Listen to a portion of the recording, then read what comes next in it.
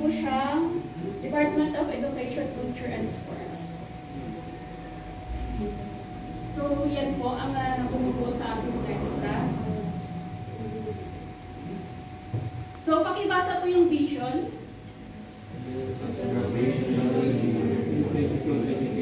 Skills development of the Filipino workforce. Mission. TESDA sets the vision, standards, and programs that are geared towards a quality assured and inclusive technical education, skills development, and certification system. So, mamaya malalaman po natin kung bakit ito ang kanyang mission at vision. Bakit nga ba transformational leader ang binivisualize ng TESDA. Kasi kung i-discuss ko ito ngayon, mag-uulit rin lang mamaya. So, okay lang ba? Okay. So, ano nga ba ang meron sa TESDA? Meron po tayo tatlong programs na in-offer ng TESDA. Isa po dito ay ang tinatawag namin UPRAS o Unified Tibet Program Registration and Accreditation System. Dito po, yung mga training centers na magpo-provide po ng training programs na meron po sa TESDA, kailangan pong mag-register sa TESDA. But it does not mean na registered po sila, ang ating mga institutional centers ay accredited na po sila ng TESDA. So, registered lang po sila pero hindi po siya accredited. So, yung mga nare-register po sa TESDA, namimit po nila yung minimum qualification ng pagiging isang training center. Pero bago pala yun, nakalimutan ko, alam po ba ninyo na ang TESDA ay hindi po siya school? Yes po. Sinong akala niya ang TESDA po ay isang school? So ngayon, alam mo na sir, ang TESDA po hindi po siya school. Siya lang po ang namamahala po sa ating technical and skills vocation education. So, kami, sa TESDA po, nanggagaling po yung mga funds or sila din po yung ano tawag mo dito? Sorry, nawala yung vocabs ko. Sila po yung nagmo-monitor sa ating mga training centers na nag-provide ng mga training. So, hindi po siya school. Kaya kapag nagtanong po kayo sa ano pong, minsan kasi may nagtatanong sa amin sa office. Ano pong scholarship na ino-offer ninyo? Yung mga scholarship, sa amin po nanggagaling yung fund, binababa po namin sa mga school. Sila po yung, sa kanila po kayo pwedeng mag-inquire tungkol sa scholarship. Though, pwede pa rin po kayo pumunta sa office para magtanong and pwede po namin kayo i-refer sa mga institution. So, yun po. So, balik tayo sa registration ng mga schools na nag-offer ng training ng test under sa training program ng test ay kailangan mag-register. Wherein, namimit nila yung minimum qualification. So, kapag accredited naman po, pag gusto po nilang mag-accredit, kailangan po nilang mamit yung higher standard ng qualification ng isang pagiging training center. Ibig sabihin, meron po silang accredited trainers, meron po silang magandang facility, and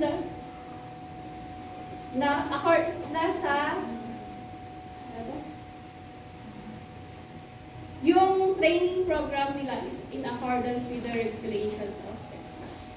So, yun po. And, of course, hindi po lahat ng accredited schools ay accredited assessment center. May in-situ ba? Ano po pala yung qualification natin? Illustration. Oh. Illustration in situ. So, minsan po, hindi ibig sabihin na kung saan kayo nag-training, doon po kayo magpapa-assess. Kasi hindi po lahat ng training center ay accredited assessment center. Kaya minsan, yung ibang nagpapa-assess po sa ibang schools sila nagpapa-assess.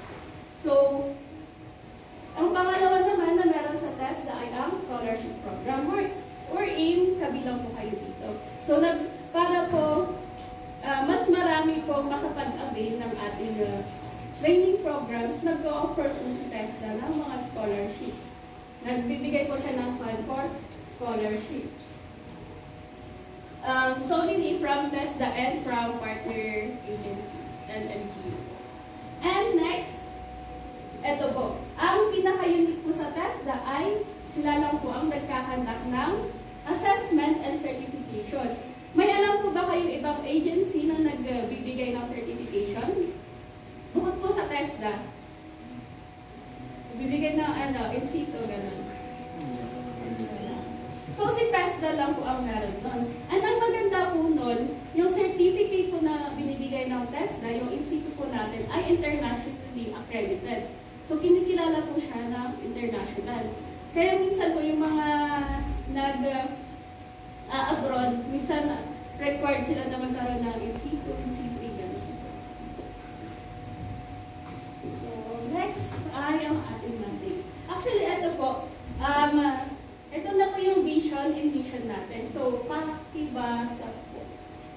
Yung letter A sa third.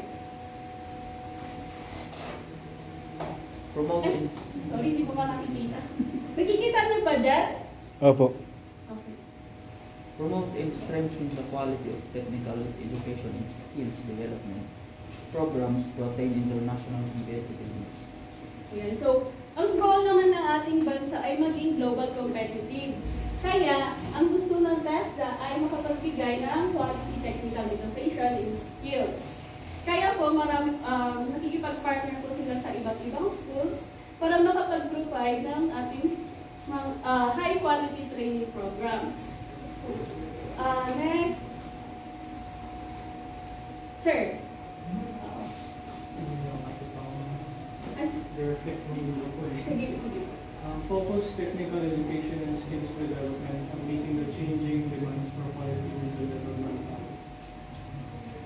Ayan. So, minsan sa ating industry, nagkukulang po tayo ng manpower and skills. Minsan may manpower, pero kulang pa rin yung skills. Kaya ang gusto ng TESDA ay bigay ng technical education sa mga Pilipino.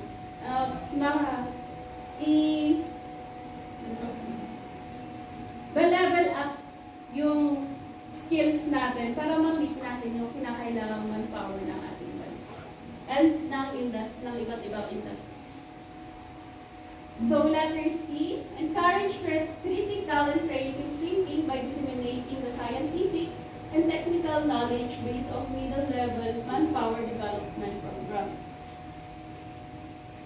So, yun, pag sa training naman natin, hindi lang ang gamit naman na, especially sa inyo kasi illustration, hindi lang naman skills, kailangan din natin gamitin yung critical and creative. Dapat yung ating critical and creative thinking, ma-implement natin siya sa ating skills. Sino pong gusto magbasa ng letter B? Wala.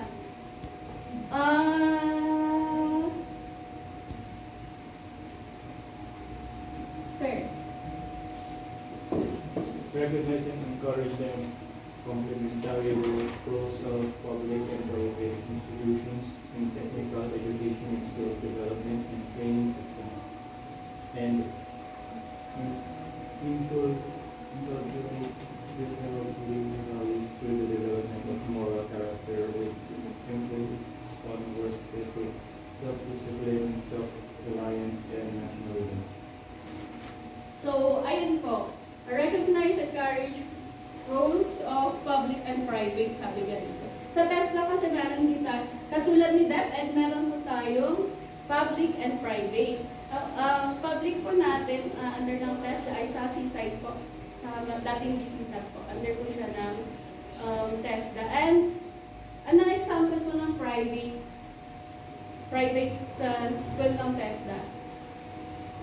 BBS. Saan kayo po naka-enroll? CSDA. So, si CSDA po ay isa po example ng private school na accredited ng TESDA. Accredited po siya ng TESDA.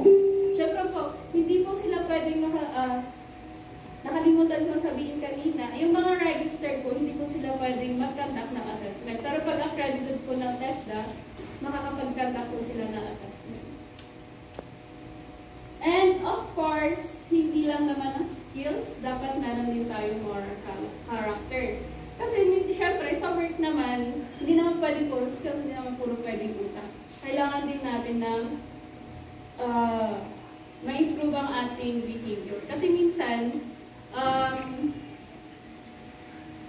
kaya gusto nang instill din ng TESDA na dapat yung behavior natin sa ating workplace ay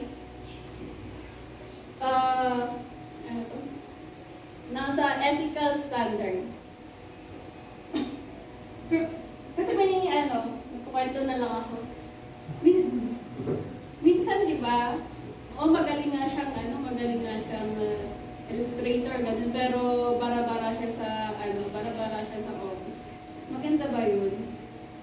Hindi naman yan ituturo yan ng training center. Ay, kapag na-employer, maging ganito ka, maging mayabang ka, ganun.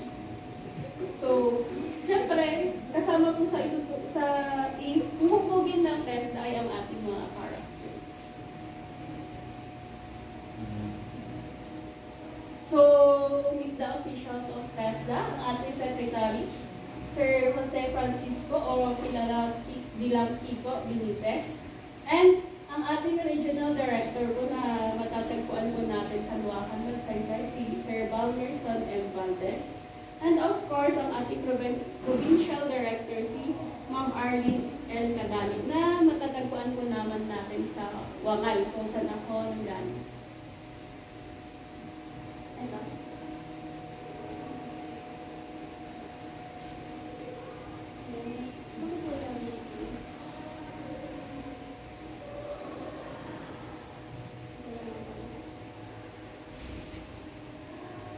So, according to Sir Kiko, meron po tayong 8-point agenda.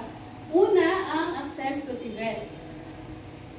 Kaya po, nakikipag-partner po si TESDA sa iba't ibang agency and iba't ibang private institution para po mas maraming makapag-access ng ating mga training program. Katulad po dito sa CSBA. Number 2-point agenda, behavioral and mindset change. Anong ibig sabihin nito? Mindset change. Anong gustong baguhin ng mindset ni TESDA? Kapag ba narinig ninyo na ang isang tao ay TechBoc graduate, ano ang unang naiisip nyo? Skills. Skills. Pero, paano pag may dalawang tao?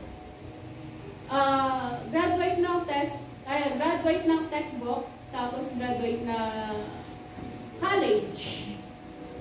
Anong naiisip niyo kay graduate ng TechBoc? Sir?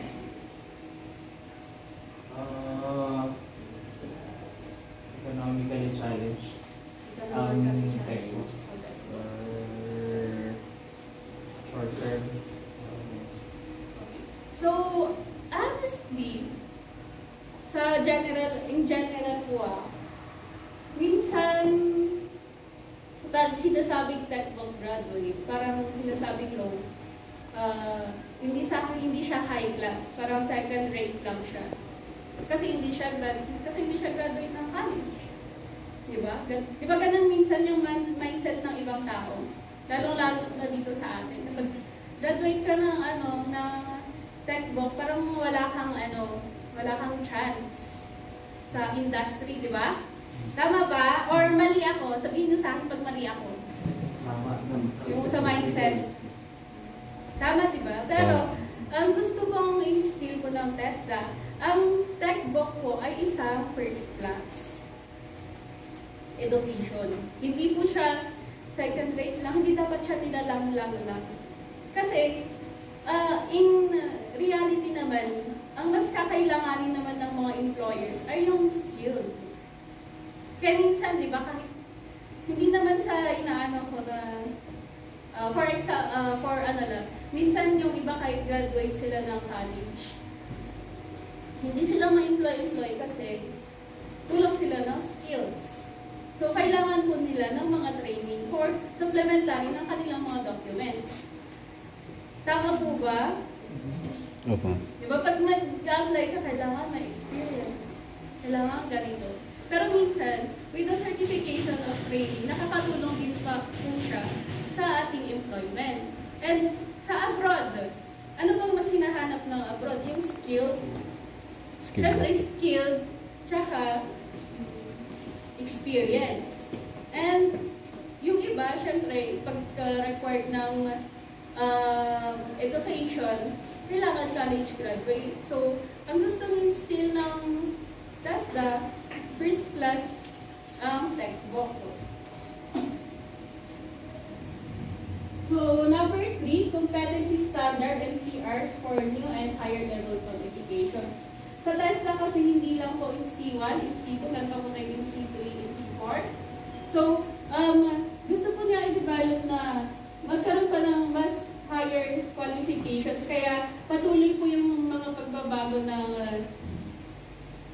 training programs sa TechVoc para ma-meet nila yung standard na kinakailangan sa current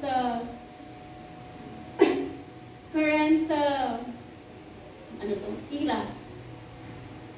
And number 4, demand-driven and data-driven event. So, si TESDA po, hindi po siya basta-basta nag-offer ng mga training programs, hindi po siya basta-basta nag-fund ng scholarship na walang dahilan.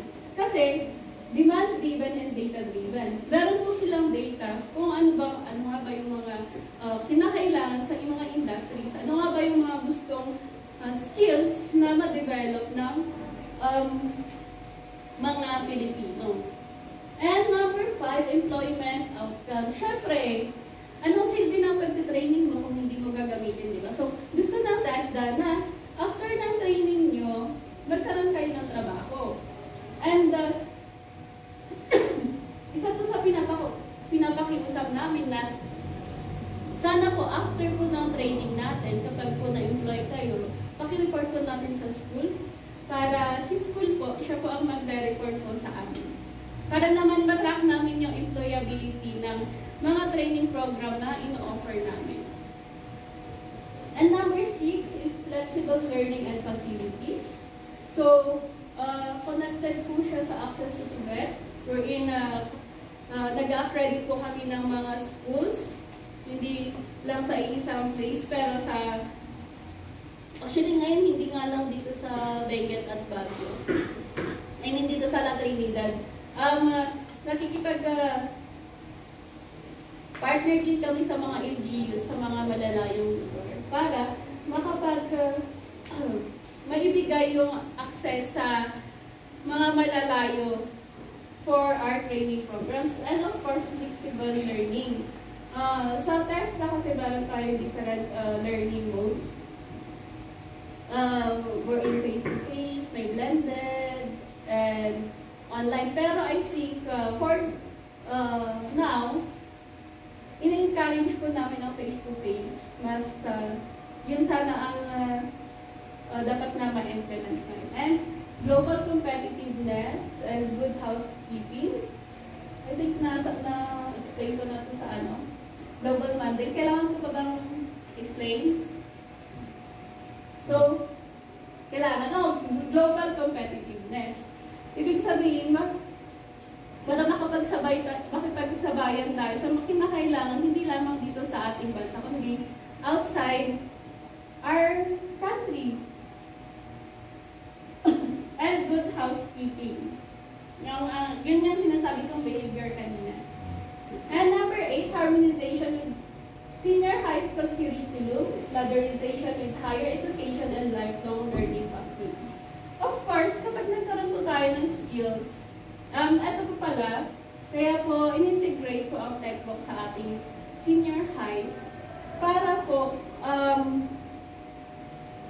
kahit na hindi magpatuloy yung iba sa kanilang higher education, meron pa rin po sila matatawag na skills wherein magagamit po nila sa sa kanilang employment, sa kanilang buhay. And of course, hindi lang naman para sa mga hindi magpapatuloy ng pag-aaral.